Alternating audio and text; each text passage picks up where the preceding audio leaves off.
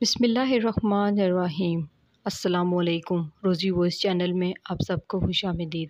آج میں آپ کے لیے ایک بہت ہی اچھی اور دلچسپ کہانی لے کر آئی ہوں۔ کہانی شروع کرنے سے پہلے آپ سب سے گزارش ہے کہ آپ نے اگر ابھی تک میرے چینل کو سبسکرائب نہیں کیا تو میرے چینل کو سبسکرائب کیجیے اور ساتھ جو بیل آئیکن ہے اس کو بھی کلک کیجیے تاکہ ہر نئی آنے والی ویڈیو آپ تک آسانی سے پہنچ سکے۔ بیوی کے قبر پر پھول چڑھا کر میں فوراً مسجد آ گیا، جہاں ایک شخص روتے ہوئے میرے پاس آیا اور بولا، امام صاحب مجھے کچھ ایسا وظیفہ بتائیں کہ میں جس لڑکی سے محبت کرتا ہوں وہ بھی مجھ سے کرنے لگے۔ میں نے اسے 3 دن کا عمل بتایا اور کہا برہوتار تیسرے دن ہی محبوب آپ کے قدموں میں ہوگا۔ وہ بہت خوش ہوا۔ تیسرے دن وہ اپنے ساتھ ایک لڑکی لایا اور بولا، امام صاحب میرا نکاح کروا دیں۔ اس سے جو ہی میری نظر اس لڑکی پر پڑی تو جان نکل گئی، کیونکہ وہ تو میری ہی۔ میں نے سن رکھا ہے کہ نیک لوگوں کو جنت میں حوریں ملے گی۔ میں خود کو بہت نیک تو نہیں کہتا، مگر میں نے اپنی ساری زندگی اللہ تعالیٰ کے احکامات ماننے کی کوشش کی ہے۔ جب میں نے شادی کی رات اپنی بیوی کا گھونگھٹ اٹھایا تو مجھے لگا کہ میں نے آج تک جتنی بھی عبادات کی ہیں وہ سب کے سب اللہ پاک نے قبول کر لی ہیں، کیونکہ اس نے مجھے اس دنیا میں ہی حور سے نواز دیا تھا۔ میں اپنی بیوی گلناز کو بہت غور سے دیکھ رہا تھا، کچھ کہنے کا خیال ہی نہیں آیا۔ تب اس نے اپنی گھنی پلکیں اٹھا کر مجھے دیکھا اور بولی، احسن میں آپ کو اچھی نہیں لگی کیا؟ اپنی بیوی کی اس معصومیت پر قربان ہو گیا تھا۔ میں مسکرا کر بولا، گلناز میں نے آج تک خود کو حرام رشتوں سے روکے رکھا ہے، آج اس چیز کو انعام اپنے سامنے پا کر مجھ پر خاموشی طاری ہو گئی ہے۔ تم بہت پیاری ہو اور مجھے بہت اچھی لگی ہو۔ گلناز مسکرا دی تھی۔ میں نے اس کے منہ دکھائی انگوٹھی ڈریسنگ ٹیبل کے پاس رکھی ہوئی تھی۔ وہ اٹھانے کے لیے اٹھا تو آئینے پر جیسے ہی نظر پڑی میرا دل ایک دم سے مرجھا گیا تھا۔ میں نے اپنی سامنے رنگت کا تقابل اپنی بیوی کے خوبصورتی سے کیا تھا۔ قد بھی میرا درمیانہ سا تھا اور شکل بھی بس واجبی سی تھی۔ میں نے خود سے سوال پوچھا کہ احسن تجھے اپنی بیوی پسند آ گئی؟ کیا تیری بیوی کو بھی تو پسند آیا ہوگا؟ یہ بات سوچتے ہی میرا دل بجھ سا گیا تھا۔ خیر میں نے اپنی بیوی کو سونے کی انگوٹھی پہنائی تو وہ بہت خوش ہو گئی تھی۔ ہم نے اس خوبصورت رشتے کا آغاز کر دیا تھا۔ زندگی ایک دم سے حسین لگی تھی۔ اگلے ہی دن میری خالہ بھی اپنی پوری فیملی کے ساتھ میری بیوی کو دیکھنے کے لیے آ چکی تھی۔ ان کے ساتھ خالہ کا بیٹا بھی تھا جو کہ میرا ہم عمر تھا۔ وہ سب کے سب صحن میں بیٹھ کر یہ تقاضا کر رہے تھے کہ گلناز ان کے سامنے آ جائے۔ میں اپنے کزن کی وجہ سے تھوڑا ہچکچا رہا تھا، کیونکہ میں مولوی صاحب کا بیٹا ہوں۔ والدہ نے ساری زندگی مکمل شریف پردہ کیا تھا۔ میں نہیں چاہتا تھا کہ میری بیوی کسی غیر محرم کے سامنے آ جائے۔ خیر میری خالہ کی بیٹی میرے کمرے سے جا کر گلناز کو لے آئی تھی۔ میں یہ دیکھ کر حیران رہ گیا تھا کہ بیوی ابھی پردے کی پکی نہیں تھی۔ وہ بس ایک بڑی سی چادر سر پر اوڑھ کر میری خالہ کے سامنے آ گئی تھی۔ میں بے چین سا ہو گیا تھا اور پہلو پر پہلو بدلنے لگا۔ سب نے میری بیوی کی بہت تعریف کی۔ میرا خالہ زاد بھائی بولا، بھابھی آپ تو بہت حسین ہیں، ایسن یار تو بہت خوش نصیب نکلا کہ تجھے گلناز بھابھی جیسی پیاری اور دل کو مو لینے والی بیوی ملی۔ وہ اپنی والدہ سے بولا، امی مجھے بھی گلناز جیسی بیوی چاہیے۔ میں نے دیکھا تھا کہ گلناز فرحاد کے جملوں پر بہت خوش ہو گئی تھی۔ پھر ایک دم سے بولی، فرحاد اگر آپ ہم میں پہلے ملے ہوتے تو آپ کو میرے جیسی بیوی مل ہی جانی تھی، مگر آپ نے بہت دیر کر دی۔ گلناز کی بات سن کر میرا دل ایک دم سے جل گیا تھا۔ میں نے فرحاد کے نقوش کو دیکھا، وہ بہت پیارا سا تھا۔ فرحاد جلدی سے آگے بڑھا اور بولا، بھابھی یہ میرا نمبر محفوظ کر لیں، اگر آپ کو اپنے جیسی پیاری لڑکی ملی تو مجھے ضرور بتائیے گا۔ اس سے پہلے کہ فرحاد میری بیوی کو اپنا نمبر دے دیتا میں اس کا ہاتھ تھام کر ساتھ لے گیا تھا۔ میں بولا، فرحاد آؤ ذرا باہر سے کچھ کھانے پینے کے لیے چیزیں لے آئیں۔ میں چاہتا تھا کہ یہ لوگ بس جلدی سے یہاں سے چلے جائیں۔ امی اپنی بہن کو کھانے پر روکنا چاہتی تھی، مگر وہ بس چائے پی کر چلی گئی تھی۔ ان کے جانے کے بعد میں نے امی سے 2 ٹوک بات کی تھی۔ میں بولا، امی مجھے یہ پسند نہیں، میں نہیں چاہتا کہ میری بیوی غیر محرموں کے سامنے آئے۔ میں اسے منع کر دیتا ہوں کہ وہ آج کے بعد کسی کے سامنے نہ آئے اور مکمل شرعی پردہ کیا کرے۔ میں نے اسے روکنا چاہا تو امی کہنے لگی، احسن جب میری شادی تمہارے ابو سے ہوئی تھی نا تو میں تو سر پر دوپٹہ تک نہیں لیتی تھی۔ میں ماڈرن فیشن کی دلدادہ نہیں تھی، بس اتنی سمجھ بوجھ ہی نہیں تھی کہ غیر محرم کے سامنے آنے سے پہلے سر ڈھانپ لینا چاہیے۔ تمہارے ابو کی سنگت میں رہنے کے 10 سال بعد میں نے پردہ شروع کیا تھا۔ کوئی بھی چیز کسی انسان کے پر یوں ہی نہیں تھوپ دی جانی چاہیے، اسے وقت دینا چاہیے کہ وہ خود ہی ان باتوں کو سمجھ جائے۔ تم بھی اپنی بیوی کو وقت دو۔ اب میں امی کو کیسے سمجھاتا کہ یہاں بات اسلام کی نہیں بلکہ میرے دل کی ہے، کیونکہ میں بھی جانتا ہوں کہ دین میں کوئی جبر نہیں ہے۔ میں تو اس لیے چاہتا تھا کہ میری بیوی کسی کے سامنے نہ آئے، کیونکہ میں بہت انسیکیور فیل کرنے لگا تھا۔ مجھے گلناز سے شدید محبت ہو چکی تھی، دل چاہتا تھا کہ اسے تتلی کی طرح اپنی مٹھی میں قید کر لوں، وہ کسی کو نہ دیکھے اور نہ کوئی اسے دیکھے۔ لیکن میں ایسا نہیں کر سکتا تھا، اگر ایسا کرتا تو وہ مجھ سے متنفر ہو سکتی تھی، کیونکہ ہر انسان کو اپنی آزادی سے بڑا کچھ بھی نہیں ہوتا۔ میرے لیے اتنا ہی کافی تھا کہ میری بیوی بھی مجھے چاہنے لگی تھی۔ میں ہر روز مسجد سے واپسی پر اس کے لیے کچھ نہ کچھ کھانے کے لیے ضرور لاتا تھا۔ وہ بھی میری واپسی کے وقت پر بننے سنورنے لگتی تھی۔ میں اس سے محبت کا اظہار کرتا تو پہلے وہ شرما جایا کرتی تھی، لیکن اب میری آنکھوں میں آنکھیں ڈال کر کہتی کہ احسن، آپ جتنی مجھ سے محبت کرتے ہیں نا، میں اس سے زیادہ آپ سے محبت کرتی ہوں۔ مجھ جیسے انسان کے لیے یہ الفاظ بہت زیادہ اہم تھے۔ میں گلناز کے منہ سے ایسے الفاظ سن کر چی اٹھتا تھا۔ سب کچھ اچھا جا رہا تھا، میں اپنی خوابی دنیا میں جا رہا تھا، جب میری خوشیوں کو کسی کی نظر لگ گئی تھی۔ ہوا کچھ یوں تھا کہ رات کے پیاس کی شدت سے میری آنکھ کھل گئی تھی۔ میں پانی پینے کے لیے اٹھا تو یہ دیکھ کر حیران رہ گیا تھا، کیونکہ میری بیوی بستر پر موجود نہیں تھی۔ یہ عجیب بات نہیں تھی، وہ باتھ روم میں بھی ہو سکتی تھی، مگر میں اس کے انتظار میں یوں ہی لیٹا رہا۔ مجھے عجیب تب لگا جب 1 گھنٹہ گزر جانے کے بعد بھی وہ کمرے میں نہیں آئی تھی۔ میں اٹھ کر بیٹھ چکا تھا۔ میں کمرے سے باہر جانے لگا تو میں نے دیکھا میری بیوی باہر صحن میں بیٹھی اپنے ننھے سے فون پر کسی کے ساتھ بات کر رہی تھی۔ میری بیوی اپنے ساتھ ایک چھوٹا سا موبائل لائی تھی، جس کے متعلق اس نے مجھے بتایا تھا کہ مجھے اپنی والدہ سے رابطے میں رہنے کے لیے یہ موبائل لائی ہوں۔ اس وقت تو مجھے کوئی اعتراض نہیں ہوا، مگر آج جب میں نے آدھی رات کو اپنی بیوی کو کسی کے ساتھ بات کرتے دیکھا تو میری نظروں کے سامنے ایک دم سے اندھیرا چھا گیا تھا۔ میں اکثر سوچا کرتا تھا کہ میری بیوی اتنی حسین ہے، یہ کیسے ہو سکتا ہے کہ اس کا ماضی بالکل شفاف ہو؟ حسین لڑکیوں کے تو ارد گرد لڑکے بھونروں کی طرح منڈلاتے رہتے ہیں۔ آج مجھے جواب مل گیا تھا کہ میری بیوی کا بھی ماضی شفاف نہیں تھا۔ نہ جانے وہ اپنے کس معشوق کے ساتھ رات کے 2:18 پر بات کر رہی تھی۔ میں دروازہ کھول کر باہر جانے ہی لگا تھا، تب مجھے میری بیوی کمرے کی جانب بڑھتی ہوئی نظر آئی تھی۔ میں جلدی سے بستر پر لیٹ کر سونے کا ناٹک کرنے لگا تھا۔ گلناز بہت آرام سے کمرے میں داخل ہوئی تھی۔ اس نے سب سے پہلے تو اپنے موبائل کو چارجنگ پر لگایا تھا، پھر بیڈ پر بیٹھ کر رونے لگی تھی۔ اس کے رونے کی آواز سن کر مجھے بھی رونا آ رہا تھا۔ میں اپنی پیاس کو کوسنے لگا تھا۔ کاش میں یوں رات کے اس پہر نیند سے بیدار نہ ہوتا تو مجھ پر اپنی بیوی کی حقیقت کبھی بھی نہ کھلتی۔ کاش میں ساری زندگی یوں ہی بے خبری میں گزار دیتا۔ خیر، صبح فجر کے وقت میں اٹھ کر مسجد چلا گیا تھا۔ میں پھوٹ پھوٹ کر روتا رہا تھا۔ میں نے تو کبھی سپنے میں بھی نہیں سوچا تھا کہ میرے ساتھ اتنا بڑا دھوکا ہو جائے گا۔ اب جب میں عشاء کی نماز پڑھ کر گھر واپس لوٹتا تو گلناز کو عجیب سے حلیے میں دیکھتا تھا۔ وہ میرے لیے تیار نہیں ہوتی تھی۔ میں نے امی سے کہا کہ آپ گلناز کو کہیں کہ وہ میرے لیے سجا سورا کریں۔ امی بولی، احسن میں اپنی کوشش کر چکی ہوں، مگر اس نے میرے منہ پر کہہ دیا کہ آنٹی اب سجنے کو دل نہیں کرتا۔ میں خاموش ہو گیا تھا۔ اب میری راتوں کی نیندیں اڑ چکی تھی۔ مجھے ساری رات نیند نہیں آتی تھی، کیونکہ میں جانتا تھا کہ میرے سوتے ہی میری بیوی کمرے سے نکل کر نہ جانے اپنے کس بچھڑے ہوئے عاشق کے ساتھ فون پر بات کرتی تھی۔ ایک دن میرے دل میں خیال آیا کہ میں جا کر اسے رنگے ہاتھوں پکڑ لوں، اس سے جواب طلبی کروں کہ ہاں مجھے بتاؤ تم رات کے اس پہر کس کے ساتھ بات کرنے میں مصروف ہو؟ مگر پھر میں ڈر جاتا تھا، کیا ہوتا اگر میری بیوی مجھ سے کہہ دیتی کہ میں اس سے بات کرتی ہوں جس کے ساتھ شادی کرنا چاہتی ہوں، تم مجھے طلاق دے کر فارغ کر دو۔ یہ خیال آتے ہی میں ڈھیلا پڑ جایا کرتا تھا۔ یہ سلسلہ کئی راتوں سے جاری تھا۔ اب مجھ سے برداشت نہیں ہوتا تھا میری بیوی میرے رشتے میں رہ کر کسی اور سے باتیں کرے۔ آج رات بھی جب وہ کمرے سے نکلی تو میں کمرے کی کھڑکی سے نکل کر گلناز سے ذرا فاصلے پر کھڑا ہو گیا تھا۔ میں سننا چاہتا تھا کہ آخر وہ کیا باتیں کر رہی ہے۔ تب گلناز کی رونے کی آواز میرے کانوں میں پڑی۔ وہ کہہ رہی تھی، میں تجھ سے بہت محبت کرتی ہوں، میں اور دور نہیں رہ سکتی تجھ سے، مجھے اپنے پاس بلا لو۔ میں ایک اشارے پر سے بلی کی طرح چلی آتی آ جاؤں گی۔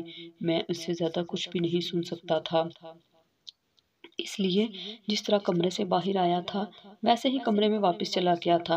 आज मैं भी फूट फूट कर रो रहा था। मेरी बीवी ने अपनी अजीब सी हालत बना ली थी, किसी की बात नहीं सुनती थी।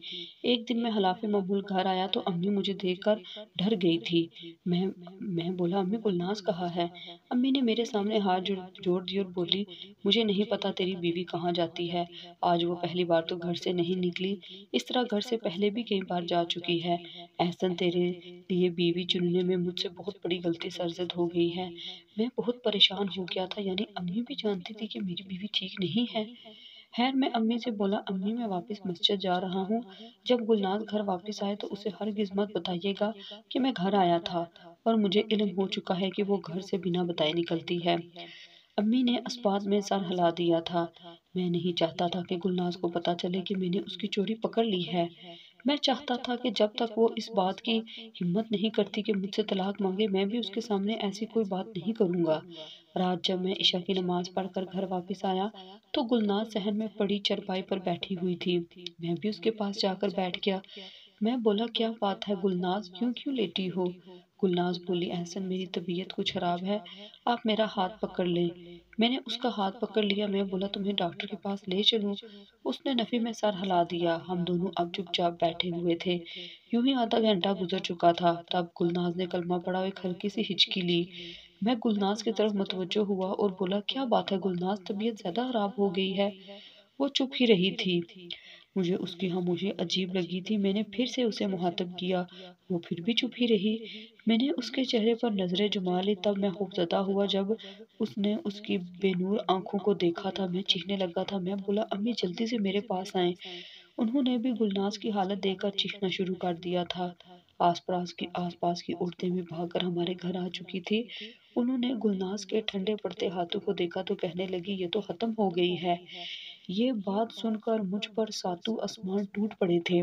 किसी ने एम्बुलेंस को बुलवाया था। उसमें हम गुलनाज को ढाल कर ले गए थे। डॉक्टर ने भी यही कहा कि गुलनाज मर चुकी है। मैं हक्का बक्का रह गया था। मैं बोला, नहीं नहीं, वो कैसे मर सकती है? अब भी उसका मरना बनता ही नहीं। गुलनाज की मैयत को घर ले आ गया था। कफन दफन का इंतजाम कर दिया था। मैं हाली हाली नजरों से हर सू देख रहा था। मैं आजकल बहुत घबराया घबराया सा रहता था। मुझे खौफ था कि कहीं मेरी बीवी मुझसे तलाक न ले ले, क्योंकि मैं तो इसके बगैर रह नहीं सकता। उसने मुझसे तलाक नहीं ली थी, मगर इस जिंदगी से तलाक ले ली थी। गुलनाज को दफना दिया गया था। अब मैं सब कुछ छोड़ छाड़ कर कब्रिस्तान में डेरे लगाकर बैठ गया था। मैं अपनी गुलनाज की कब्र को बड़ी हसरत से देखता रहता था।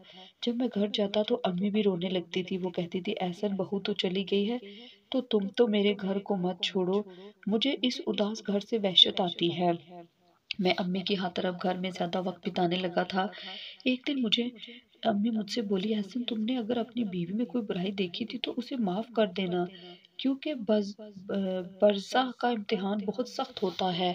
मैंने उसे उस दिन सच्चे दिल से अपनी बीवी को माफ कर दिया था। इस अफेयर के लिए भी माफ कर दिया था जो वो मेरी नाक के नीचे चला रही थी। खैर वक्त गुजरता गया और मैं एक बार फिर से मस्जिद की इमामत करने लगा था। हम इस दुनिया में जो कुछ मर्जी कर लें, लेकिन आखिर में मौत ही रूबरू होगी। अपनी आहरत बेहतर बनाने के लिए एक बार फिर से अल्लाह के घर में अपनी ड्यूटी देने लगा था। अब लोग मुझसे मुख्तलिफ किस्म के वज़ाइफ लेने आते थे। ज़्यादातर नौजवान तो जॉब की वजह से परेशान रहते थे। मैं इन सब को अस्तगफिरुल्लाह का ही विर्द करने को कहा करता था, क्योंकि मैंने अपनी ज़िंदगी में बहुत सी मुसीबतें इस इस्तगफार की वजह से टलती देखी थी।